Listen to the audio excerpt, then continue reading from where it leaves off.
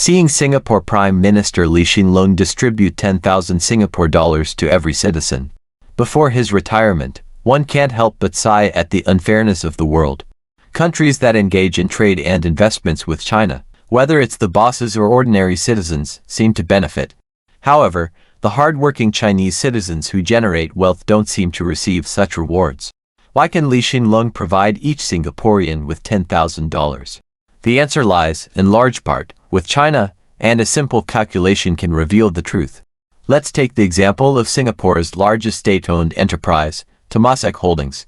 From 1974 to 2022, Temasek's assets grew from an initial 350 million Singapore dollars to 496.6 billion Singapore dollars, roughly equivalent to 2.56 trillion Chinese yuan, a growth of over 1,400 times. Most of this wealth came from China. During the first 30 years of its existence from 1974 to 2004, Temasek's operations didn't see much progress, to the point where it could be considered lackluster. However, things changed in 2004 when Lee Hsien Loong's wife, Ho Ching, became the chairman, and Lee Kuan Yew served as an economic advisor for China's reforms. This shift led to Temasek making substantial gains, especially from the sale of Chinese bank stocks, quickly amassing over 2.5 trillion Chinese yuan. It's important to note that this 2.5 trillion represents only the remaining capital after extracting wealth from various stocks. And the wealth extracted is no less significant than this number. This is just one example from Temasek Holdings in Singapore. If we add the substantial wealth extracted by many other Singaporean companies, including the famous Golden Agri Resources known for its controversial genetically modified edible oil, the total wealth becomes an enormous figure. When this vast wealth is distributed among Singapore's modest population of 5.63 million, how can the citizens not prosper?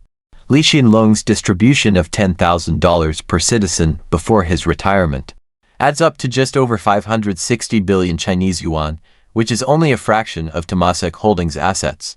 When discussing Temasek, we can't help but point out an interesting phenomenon.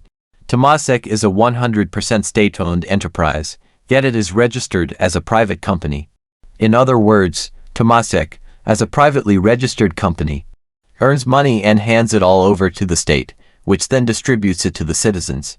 It can be considered a state-owned enterprise bearing the banner of private capitalism, or a capitalist enterprise with Singaporean characteristics. On the contrary, in some other countries, state-owned enterprises involve private ownership and control. Currently, in China, it's moving in the opposite direction.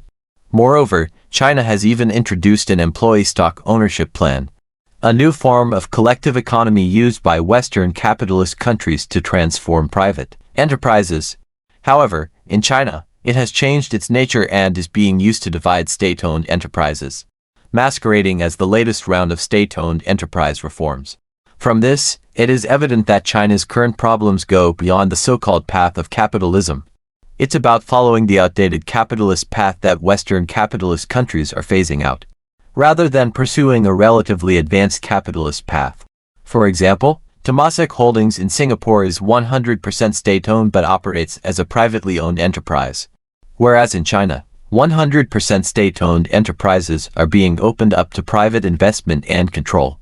Similarly, the employee stock ownership plans promoted by the United States and other Western capitalist countries have transformed private enterprises into collectively owned enterprises where employees have a share. However, when these ideas come to China, they change in nature. And instead of transforming private enterprises into collective enterprises, they are used to divide state-owned enterprises. Even systems like collective litigation, free healthcare, and free education, which have socialist elements and are increasingly adopted by capitalist countries, cannot be implemented in China without being labeled as opposing reform and regressing. Including this recent distribution of $10,000 to every citizen by Lee Hsien Loong before his retirement, our feelings are complex. On one hand, we are happy for the citizens of Singapore, as we believe that the well-being of poor people anywhere is cause for celebration. Therefore, we genuinely applaud Prime Minister Lee Hsien Loong.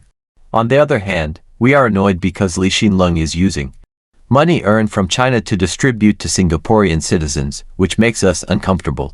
We have experienced a similar discomfort when visiting Macau.